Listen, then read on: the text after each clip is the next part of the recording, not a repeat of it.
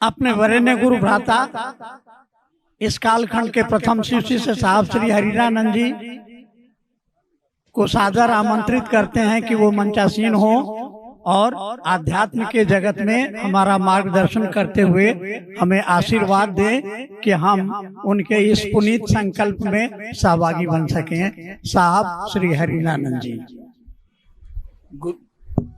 गुजरात के इस शहर में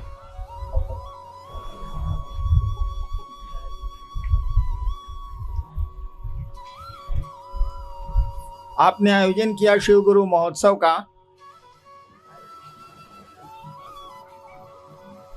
और मेरा सौभाग्य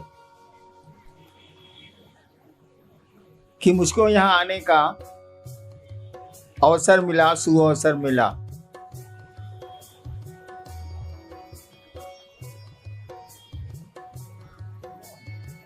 मैं मंच पर मुझको दिक्कत होती, इसीलिए मैं कुर्सी पर ही रह गया।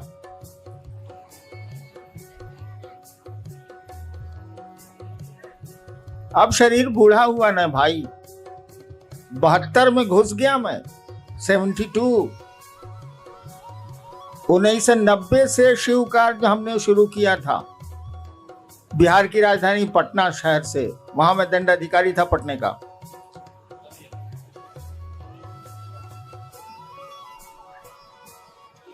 उन्नीस साल हो गए ना, क्या सर? 29 साल हो गए, 29 साल हो गए।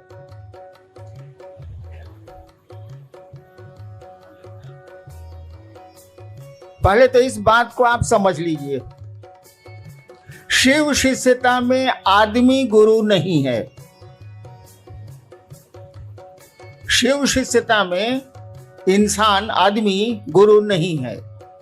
शब्द ही बोलता है शिव शिष्यता, यानी भगवान शिव की शिष्यता। यहाँ गुरु हम लोगों के हैं भगवान शिव। यहाँ किसी को गुरु मत मानिएगा, गुरु मत समझिएगा। शिव शिष्यता में सभी शिष्य हैं, सभी भाई बहन हैं। गुरु तो एक है, जो महादेव है, जो शिव है। और शिव गुरु महोत्सव या शिव गुरु चर्चाओं में उपदेश नहीं दिए जाते। यहां उपदेश नहीं दिया जाता। हम लोग अपने गुरु शिव की बात करते हैं, लोगों को बताने की कोशिश करते हैं कि वह जो महादेव है, वह जो शिव है, जिसकी पूजा इस देश के बड़े भूभाग में हजारों साल से हो रही है, जो घर घर का बाबा है। आप लोग भी जानते होंगे, बिहार में तो ये कहावत प्रचलित है, चंदा मामा सबके मामा, शिव घर घर के बाबा। शिव घर घर के बाबा, चंदा मामा सबके मामा। यानी बाबा तो वो है, और पोतों को और परपोतों को या फिर नीचे बाबा की संपत्ति में सुख भोगने का अधिकार है। भारत का कानून भी कहता है। और हम लोग ले भी रहे हैं, हवा उसकी, जमीन उसकी, पेड़ उसके, नदियां उसकी, समुद्र उसके, सब कुछ उसका, हम उसके, तो भोग भी रहे हैं। हमने कहा कि उसी बाबा से सीखने की कोशिश करो, तो उसी महादेव से सीखने की कोशिश की जाए। मैंने कोशिश की थी, आपको मंडल सर ने बताया कि 15 साल तक मैं भी बचपन से भटकता रहा। मेरे फादर एसडीओ थे, उनको खराब लगता था कि बच्चा मेरा, बड़ा बेटा है, श्मशान में घूमता रहता है। 15 साल भटकने के बाद तरह तरह की क्रिया, तरह तरह के लोग, तरह तरह के साधु, तरह तरह के अघोरी। अफसर का बेटा था, छूट तो इतनी थी ही और सम्मान भी था। एक दिन स्मशान में बैठ के मैं सोच रहा था कि इतने साल तो मैंने बर्बाद कर दिए, पढ़ाई भी छूटी, पढ़ाई में मन कम लगेगा, रात भर मसान में कोई रहेगा तो पढ़ेगा क्या हो।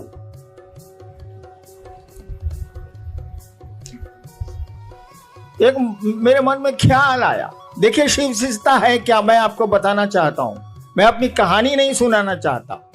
शिव शिष्यता क्या है इसको देखिए। आरा के गांग, आरा एक जिला है, भोजपुर एक जिला है बिहार का, पटना से सटा हुआ। वहां एक श्मशान में मैं रात के करीब 12-1 बजे बैठ के सोच रहा था, नदी थी, बैठ के सोच रहा था। श्मशान तो अंधेरा होता ही है, कोई आदमी होता नहीं। मेरे दिमाग में एक बात आई कि गुरु भगवान होता है तो ये भगवान गुरु काहे नहीं है। बस एक बात आ रही है और कुछ नहीं हो रहा है, मेरे आसपास कोई कुछ नहीं है, नदी है सामने, श्मशान का सन्नाटा है, अंधेरा। मेरे दिमाग में एक बात आ रही है, सभी कहते हैं कि गुरु भगवान होता है तो ये भगवान गुरु काहे नहीं। और हमने सोचा कि अब हम भगवान को गुरु बनाएंगे। अकेले बैठ के हम सोच रहे हैं भगवान को गुरु बनाएंगे।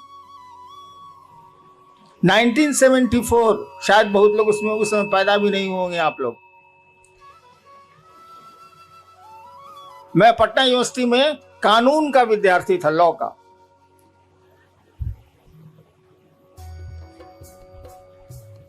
और जब मैंने सोचा कि मैं भगवान को गुरु बनाऊंगा तो भगवान की तो कोई छवि मेरे दिमाग में थी नहीं, मैं तो श्मशानी था। मेरे पिताजी मेरी मां को कहा करते थे, वो बिहार के टॉपर थे, मेरी मां को मेरे पिताजी कहा करते थे, अब दोनों नहीं है, कि जानती है मलकिनी, शिव को भगवान कहा जाता है भारतीय किताबों में। तो मैं गुजरता रहता था तो सुनता रहता था, हमको मतलब कुछ था नहीं। शिव को भगवान कहा जाता है, वह तो मैं अब मैं भी खुद समझा लूंगा कि शिव को ईश्वर कहा जाता है, महेश्वर कहा जाता है, क्या नहीं कहा जाता है, और ईश्वर को शिव कहा जाता है। लेकिन उस दिन मेरे दिमाग में कुछ नहीं था, खाली यही सुन रखा था मैंने कि शिव को भगवान कहा जाता है। तो जैसे मेरे दिमाग में आई ये बात कि मैं अब भगवान को गुरु मानूंगा, अब इंसान को मानूंगा ही नहीं, तो शिव मेरे दिमाग में आए। बाबूजी तो कहते हैं कि शिव ईश्वर का नाम है। मैंने शिव को गुरु मान लिया उसी क्षण। नवंबर का महीना था, देखिए आज 30 नवंबर भी है, तिथि तो याद नहीं है, यही महीना था वो। और यहां तो ठंड पड़ती नहीं है, उस इलाके में थोड़ी ठंड आ गई। और मैंने शिव को गुरु मान लिया, सो मोटो, मैंने हिंदी बोलूं तो अपने मन से। किसी ने हमको नहीं बताया, ना मैं जानता था कि शिव गुरु है, मुझे कुछ पता नहीं था, मैंने मान लिया। आगे की घटनाएं तो बहुत लंबी चौड़ी हैं। मैं ये आपको बताना चाहता हूं कि मात्र एक ख्याल, मात्र एक विचार मेरे मन में उठा था 1974 के नवंबर में। मैं कॉलेज का विद्यार्थी था और उस ख्याल पर मैं खड़ा रह गया, उस विचार पर मैं खड़ा रह गया। और आगे की घटनाओं ने ऐसा मोड़ दिया। आपको तो विश्वास भी है शिव पर। मैंने तो क्रिया खाई थी, 3 काम मैं नहीं करूंगा। आप आसमान से उतरेंगे जैसा फोटो में दिखते हैं, मैं आपसे कुछ नहीं सीखूंगा। आदमी के रूप में आइएगा और कहिएगा मैं ही महादेव हूं, मैं आपसे कुछ नहीं सीखूंगा। और उसी समय ये क्रिया भी हम खाए थे। और तीसरी शर्त मैंने बनाई थी कि जब गुरु ही बदल लिया, जब मास्टर मेरा बदल गया, तो पहले का मास्टर साहब का पढ़ाई कौन सी पढ़ना है। और मैंने छोड़ दिया, छोड़ भी दिया, उसी क्षण से छोड़ दिया। आगे की घटनाओं ने मुझको 8 साल में बताया। 8 साल तक मैं चुप रहा, किसी से कुछ नहीं बोलता था। अरे डिप्टी कलेक्टर था, ये काम करना ही है, कचहरी जाना ही है, ये करना वो करना, वो करता था। अपनी पत्नी को छोड़ के मैंने किसी को नहीं कहा कि मैंने शिव को गुरु माना। 8 साल तक मैं चुप रहा। मुझको लगता था कि आदमी धोखा देगा तो उसको पकड़ के चारों गालियों देंगे, सारा ये महादेव धोखा देगा तब क्या करेंगे, इसलिए मैं बोलता ही नहीं था कि ना बोल पे नहीं करेंगे। और मंडल सर ने बताया कि जब मैं मधेपुरा में मजिस्ट्रेट था और पुराने मित्र मेरे श्मशानी आए मिलने के लिए, तो उन लोगों ने कहा कि हमको मालूम है। हम कहे इस साला हम तो जानबे ना, हम किसी को बोल भी नहीं किए, इसको कैसे मालूम है कि शिव गुरु है। तब उन लोगों ने बताया कि किताब में तो लिखा हुआ है कि शिव गुरु है। तब माथा पीटा, जब किताब में लिखा हुआ है कि शिव गुरु है, घर में लइका, नगर में ढिढोरा, साला महादेव घर घर का बाबा है, और तब कहाँ पर हुआ रहे हैं लोग भाई, अपने बाबा को गुरु मानेंगे। देखेंगे पढ़ाता है कि नहीं पढ़ाता है, नहीं पढ़ाता है तब कहेंगे कि साला नहीं पढ़ाता है, लेकिन वो पढ़ाता है, वो गुरुओं का गुरु है। जगत गुरु शास्त्रों ने उसको कहा है, विश्व गुरु कहा जाता है शिव को।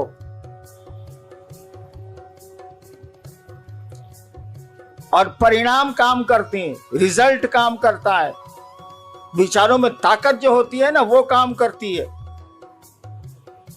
मैं तीसरी बार शायद सूरत आया हूं, या दूसरी या तीसरी बार। कहां कहां जाऊंगा, कहां कहां जाता हूं, अब तो शरीर भी काम उतना नहीं करता, लेकिन शिव का काम हो रहा है कि नहीं। एक बहुत बड़े पत्रकार ने मुझसे पूछा कि पूरे देश में शिव गुरु का काम चल रहा है, मैं तो घूमता हूं, इसका रहस्य क्या है। हमने कहा इसका रहस्य कुछ नहीं, मैं कहां जाता हूं, 32 साल तो सरकार में था। विचार फैलते हैं, विचार में ताकत होती है। और आज देखिए सूरत में इस कड़ी धूप में आप यहां उपस्थित हैं, इतने लोग उपस्थित।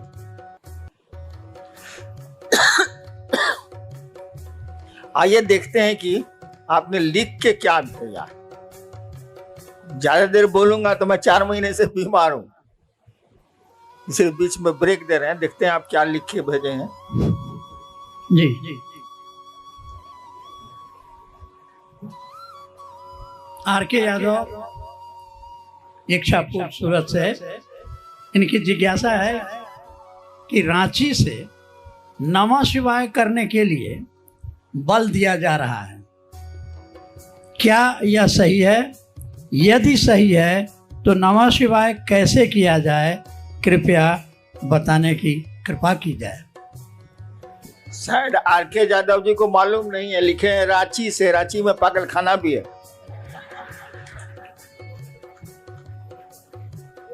एक कहानी है कि एक बार पंडित नेहरू जी जब प्रधानमंत्री थे तो गए देखने पागल खाना, उड़ती हुई खबर है, हम लोग सुना है। पंडित नेहरू जी जब प्रधानमंत्री थे भारत के तो गए कांके पागल खाना देखने, भारत सरकार का है ही तो एक पागल पूछा कौन है आप, उनसे प्रधानमंत्री जी से पूछा कौन है आप, तो कहा कि हम जवाहरलाल नेहरू प्रधानमंत्री भारत के। कहा हटते हैं कि नहीं यहाँ से, जे आता है यहाँ प्रधानमंत्री अपने को बोलता है, हटिए यहाँ से। यादव जी ने गलती कर दी, लिख दिया रांची से, तो वहां पागल खाना भी है। और रांची का लोग अमूमन जो कांके ब्लॉक है, कांके ब्लॉक में रहता है, हम उसी में पड़े रहते थे, इसीलिए मेरा थोड़ा ढीला भी है। मैंने कहा है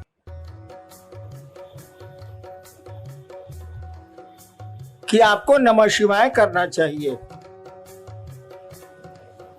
आज तक तो सिस्टम रहा है कि मंत्रों को गोपनीय रखा गया, लेकिन शिव शिष्यता में क्या गोपनीय रखा जाए, हमको बताइए आप। वो जगत का गुरु है, जगत के एक एक आदमी को ये अधिकार है कि उस शिव को बिना किसी के परमिशन के वो अपना गुरु बना सकता है। विश्व गुरु है वो, तो तो उसकी चीजें कैसे गोपनीय रह सकती हैं? जिसके 5 चेला हो वो ना गोपनीय रखेगा, जिसका संसार ही चेला बन सकता है वो क्या गोपनीयता?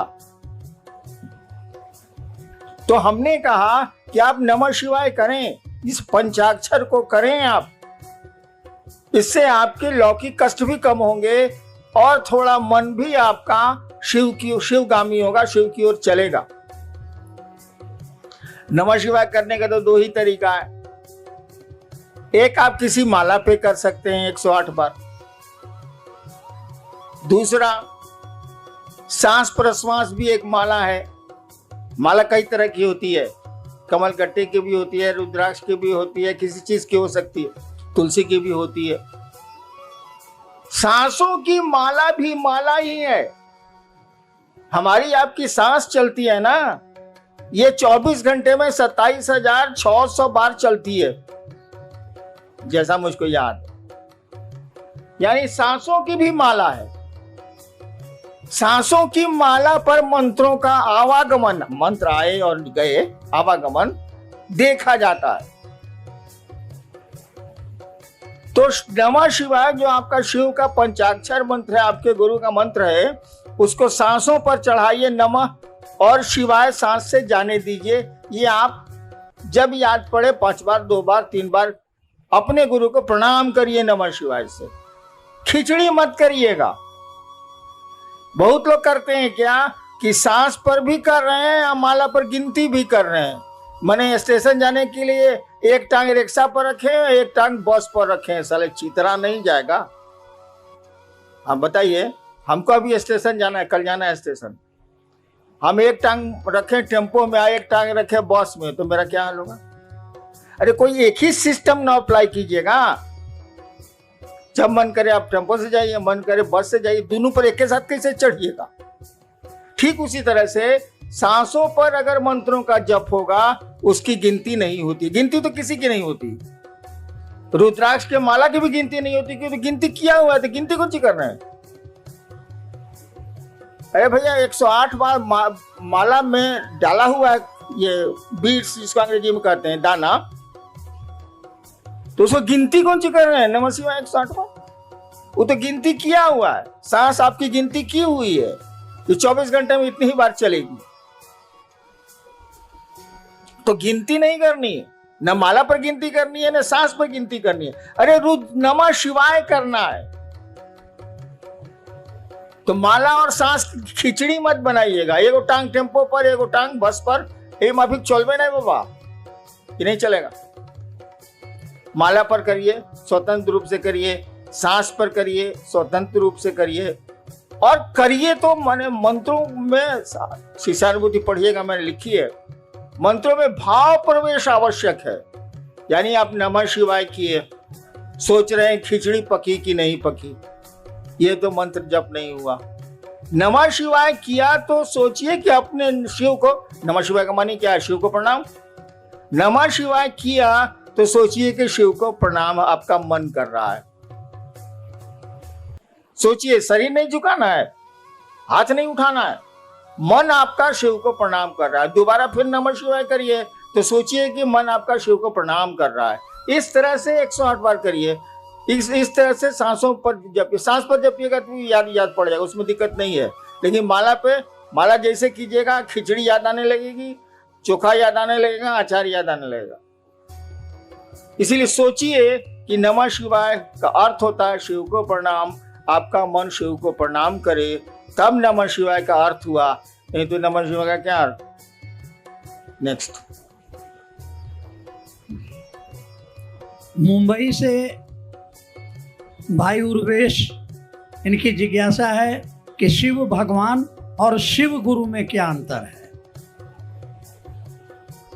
कोई अंतर नहीं है। भगवान शिव और शिव गुरु में क्या अंतर है? महाकाल और महादेव में क्या अंतर है? अघोरेश्वर और शिव में क्या अंतर है? अरे एक ही सत्ता के कई काम हैं, इसीलिए कई नाम हैं। सत्ता तो एक ही है। मैं ही हूं, मैं एक हरिनारायण। मैं सरकार में ज्वाइंट सेक्रेटरी भी था, गाड़ी भी अच्छी चलाता हूं, पिस्टल भी बढ़िया चलाता हूं, तो आप कहेगा कि एक बार मैं गया था सीवान, तो गाड़ी खुद चला रहा था, एटीएम था उसमें पटना में। मैं सीवान गाड़ी बैक कर रहा था, बाजार का दिन था, कुछ महिलाएं थी, हमको कोई चिंता, गांव कितना जाते हैं हम। तो पीछे से किसी महिला ने कहा, ए ड्राइवर साहब लौको तो नहीं खे। हमारा साथी बगल में बैठा हुआ था कि ए बॉस, आपको तो एटीएम से ड्राइवर बना दिया, तो जैसा काम कीजिएगा वैसा ही नाम न होगा। तो शिव गुरु और शिव भगवान शिव या कोई शिव का जो रूप है, सभी रूप उन्हीं के हैं, उसमें कोई फर्क नहीं पड़ता है, काम अलग अलग है, सो दिमाग में रखिएगा। गुरु से मांगिएगा तो जो चीज आपके लिए गड़बड़ हो जाएगी भविष्य में, वो नहीं देगा। महादेव से मांगिए तो लोग की शक्ति दे दिया ना, रहा न कोई रोवन हारा। क्या मांग रहे हैं, किससे मांग रहे हैं, एक ही आदमी वो। गुरु से मांगिएगा तो वही देगा जो आपके लिए शुभ होगा। महादेव से मांगिएगा तो मांगिए, वहां पहुंच हो गई तो जो मन करे सो ले लीजिए, लूटा जाइए चाहे लूट लीजिए। महाकाल से मांगिएगा तो उतना किसी से दोस्ती करता है ना दुश्मनी करता। कालनी संगी होता, उसकी संगति किसी से नहीं होती है। कहा जाता महाकाल तेरी दया भी छलना है। महाकाल से दया मांगिएगा तो वो छल देंगे। काल किसी का दोस्त होता ही नहीं, न किसी का दुश्मन होता है न किसी का दोस्त होता है। सत्ता तो वही एक ही शिव है, वही ज्ञानदाता के रूप में गुरु हैं, वे ही महाकाल हैं, वे ही सब कुछ। नेक्स्ट, ये सूरत पांडेसरा जगह है, भाई आशीष सिंह हैं।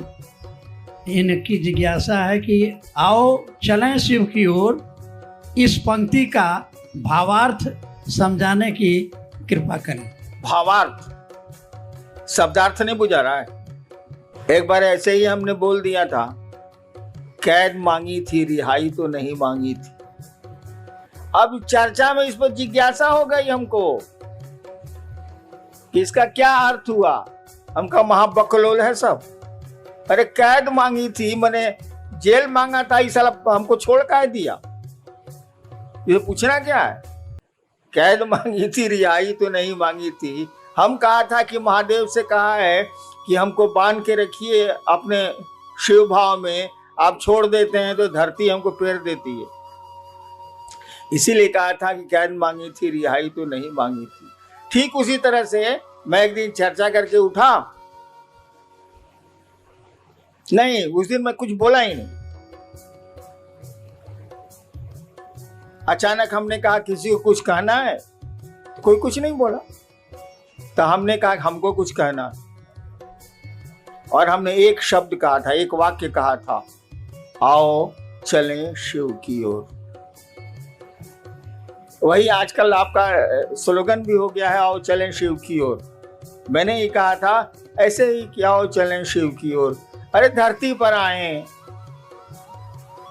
यहां से जाना है ही, यहाँ बहुत सारा काम करते ही करते हैं हम लोग। एक काम और करें कि मन को समझा लें कि चलो शिव की ओर यार, कहाँ फंस गए हो। दुनिया में रहो जरूर, लेकिन दुनिया के राह हो के राह मत जाओ, बहुत खराब स्थिति। आओ चलें शिव की ओर, इसका भावार्थ बहुत गूढ़ है, बहुत गूढ़ है।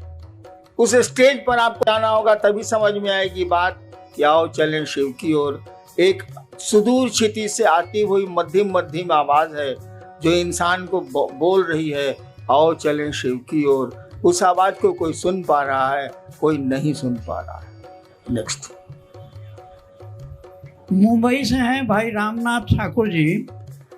साहब श्री कहते हैं कि शिष्य भाव जागरण के लिए, हे शिव आप मेरे गुरु हैं, मैं आपका शिष्य हूँ, मुझ शिष्य पर दया कर दीजिए। इस मूक संवाद को प्रतिदिन बारंबार संप्रेषित किया जाए।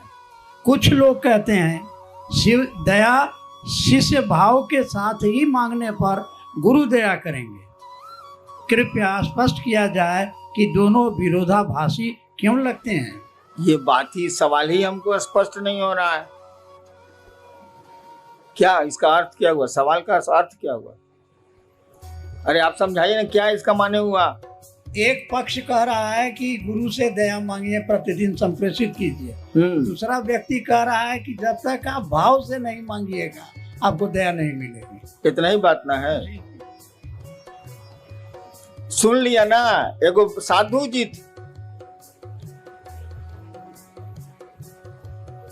तो उनको गांव वाला लोग बुलाया कि आइए, बड़ी दिन से आप गांव के बाहर रहते हैं पहले के जमाने में, आज गांव में के आपके सम्मान में एगो प्रीति भोज देंगे, माने खाने पीने वाला प्रीति भोज। आप नहीं दे रहे हैं हमको, लेकिन उस साधु को दिया।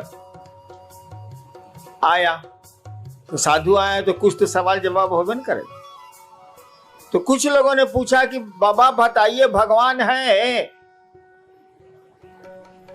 कि नहीं है?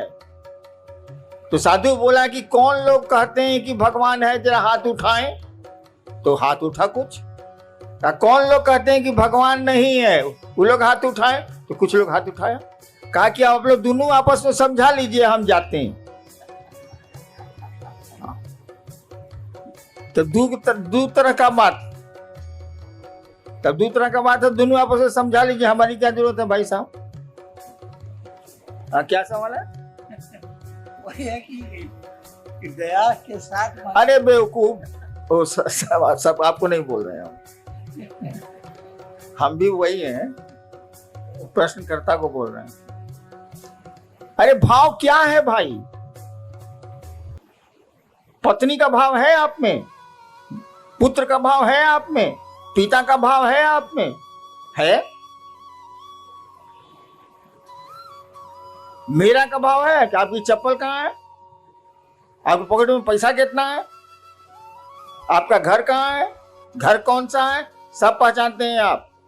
पैसा नहीं बोल रहा है कि ये भैया ये भैया ये भैया हम 502 रुपया बनी। आप जानते हैं कि 502 रुपया मेरे पॉकेट में है, इसीलिए कि आपका पैसा है वो। एक चीज होती है विचार, एक चीज होता है भाव। विचार दिमाग से उठते हैं, थिंकिंग है विचार, थॉट है। यह विचार कि हे शिव आप मेरे गुरु हैं, एक विचार है ये। लेकिन देखिए वाक्य में हे शिव आप मेरे गुरु हैं, ये मेरा आपका छिप रहा है। जहां मेरा सामने आया कि मेरे गुरु हैं, तब फिक्र हो जाएगी कि मेरी चप्पल कहां है, मेरा महादेव कहां है। और जब ये बात आपके दिमाग से दिल में उतरेगी तो भाव है। भाव कुछ नहीं है बाबू, जो बात दिल से उठती है वो भाव है, जो बात दिमाग से उठती है वो विचार है, और कुछ नहीं है। तो कहा गया कि विचार को बार बार अपने दिमाग में आने दोगे तो ये दिल में प्रवेश कर जाएगा। उदाहरण दें, हम लोग बहुत जगह अफसर रहे हैं, बाबूजी भी अफसर रहे हैं, तो बदली होती रहती थी, अफसर कॉलोनी थी। पत्नी ने एक दिन आपसे कहा कि जो पड़ोसी है ना अफसर, वो बढ़िया आदमी है, सो आज केला भेजा था बच्चों के लिए। ठीक, ये विचार है, सूचना आपको मिली है। फिर दूसरे दिन पत्नी ने कहा कि उसकी बीवी कद्दू भेजी है सब्जी के लिए। खाली आपके दिमाग में न्यूज आ रहा है, विचार आ रहा है। धीरे धीरे आपको लगेगा कि पड़ोसी बढ़िया आदमी। एक दिन आपकी पत्नी ने कहा कि देखिए ना उसको बुखार लग गया है उनके बचवा को, तो आप कहेगा चलो दिखाते हैं। देखिए अब दिमाग से बात दिल में आने लगी, उसके बच्चे को देखने आप जाने लगे। इसका उल्टा देखिए, आपका बच्चा फूल तोड़ने पड़ोसी के यहाँ गया, डांट दिया पड़ोसी ने, आके आपको बोला कि मम्मी मम्मी मम्मी हमको डांट दिया, फूल तोड़ने गए थे। ठीक, एक सूचना आपको मिली, एक विचार आपके दिमाग में घुसा। फिर दूसरे दिन ऐसा ही कुछ हुआ, फिर तीसरे दिन ऐसा ही कुछ हुआ। 5 दिन के बाद आपको मालूम हुआ कि वो स्कूटर से जा रहा था, उलट गई स्कूटर, टांग टूट गया। आपने कहा ठीक हुआ साले, ठीक हुआ साले। देखिए अब दिमाग से, अखबार का न्यूज नहीं है ये, अखबार में रोज एक्सीडेंट होता रहता है, आप कहाँ कुछ सोचते हैं। यानी आपके दिल में बात आ गई, अब ये दुश्मनी का भाव पैदा हो रहा है। वहां दोस्ती का भाव पैदा हो रहा था, यहाँ दुश्मनी का भाव पैदा हो रहा है। तो भाव कुछ नहीं है, जो बात दिल से उठती है वो भाव है। शिव मेरे गुरु हैं, ये बात अगर दिल से उठती है तो ये भाव है, अगर दिमाग से उठती है तो ये विचार है। जब तक भाव में नहीं जाएगी ये बात, कहा ही जाता है कि आध्यात्म की किसी भी गाड़ी का पेट्रोल भाव होता। शास्त्र हमारे कहते ही हैं, भावेन लभते देवता भावेन देव दर्शनम। शास्त्र कहते हैं भारत के कि भाव से देवता मिलते हैं, भाव से देवताओं का दर्शन होता है। तो आध्यात्म की कोई गाड़ी का पेट्रोल भाव ही है, विचार नहीं।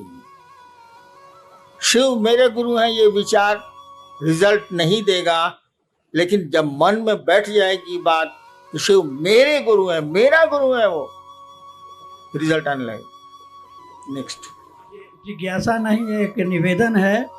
मध्य प्रदेश से रीवा से भाई अशोक आप लिख रहे हैं कि आज 3 साल से रीवा वो सिद्धि जिला में महादेव का काम हम लोग कर रहे हैं। एक तरफ से शिव को गुरु मान रहे हैं और एक तरफ से लोग छोड़ रहे हैं। हम लोग आशीर्वाद लेने आए हैं कि रीवा व सिद्धि में महादेव का काम बढ़े। साहब आशीर्वाद।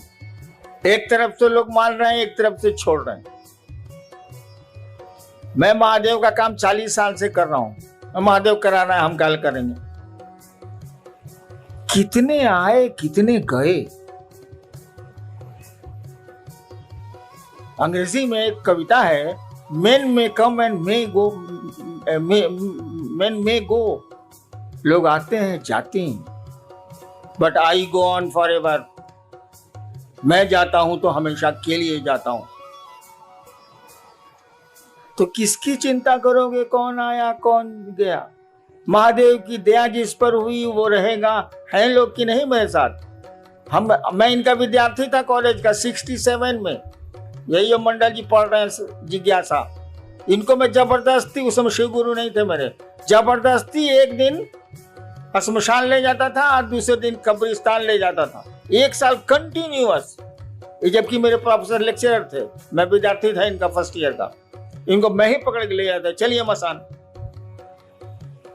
तो जिसको टिकना है वो टिकते ही हैं, जिसको नहीं टिकना है उसको कितना टिकाओगे। हाँ, महादेव से दया जरूर मांगो कि सभी टिके, सभी रह जाएं, कोई छूटे नहीं, कोई टूटे नहीं।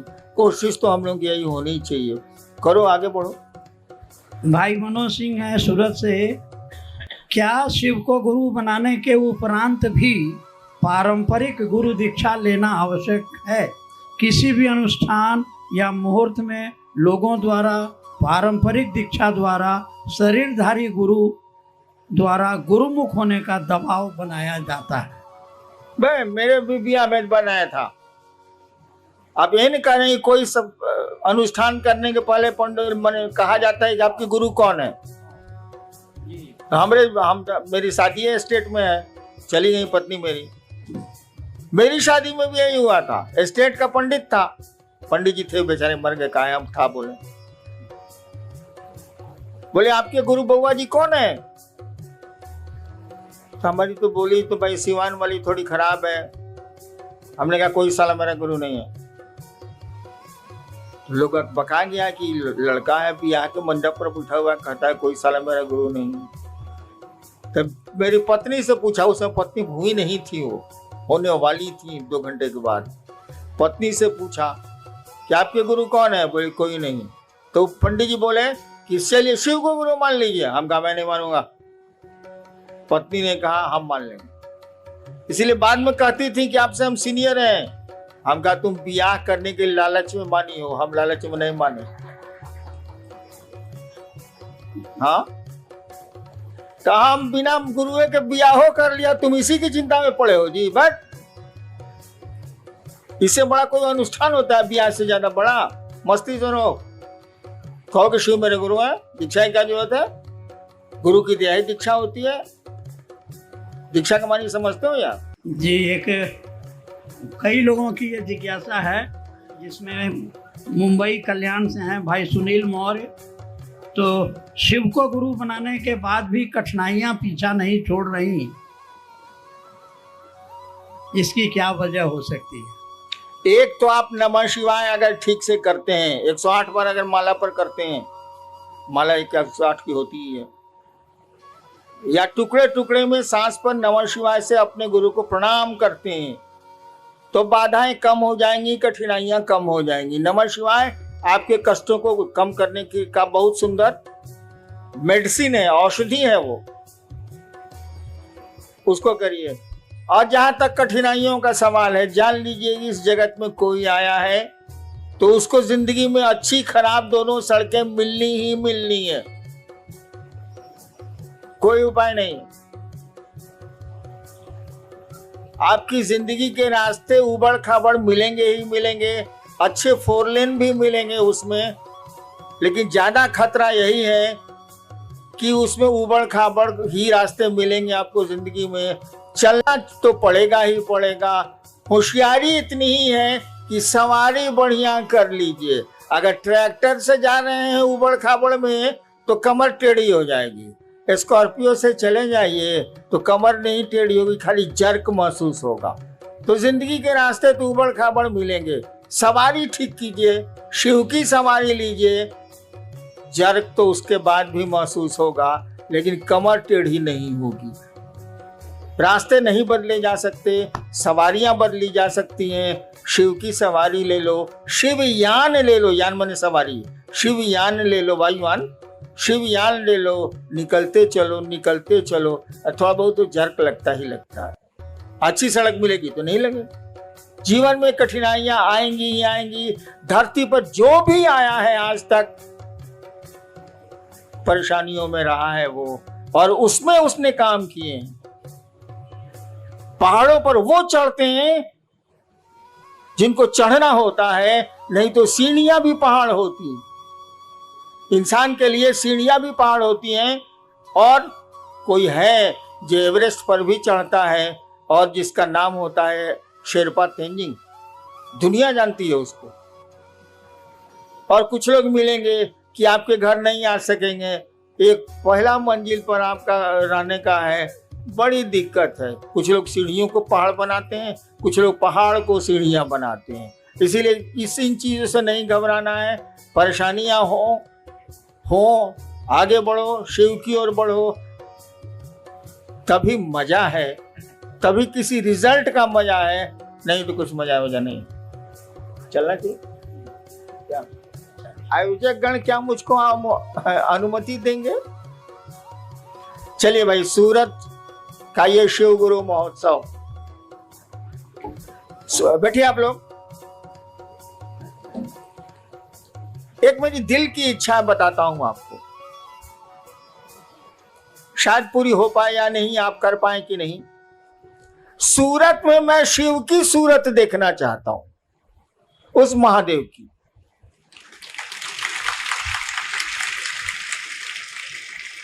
जैसे सोमनाथ है ना, सूरत में भी मैं शिव की सूरत देखना चाहता हूं, लोगों के दिलों में शिव को देखना चाहता हूं। आप मदद करें, आप सहयोग करें, महादेव दया करें। आपको प्रणाम। भजन शुरू। सगर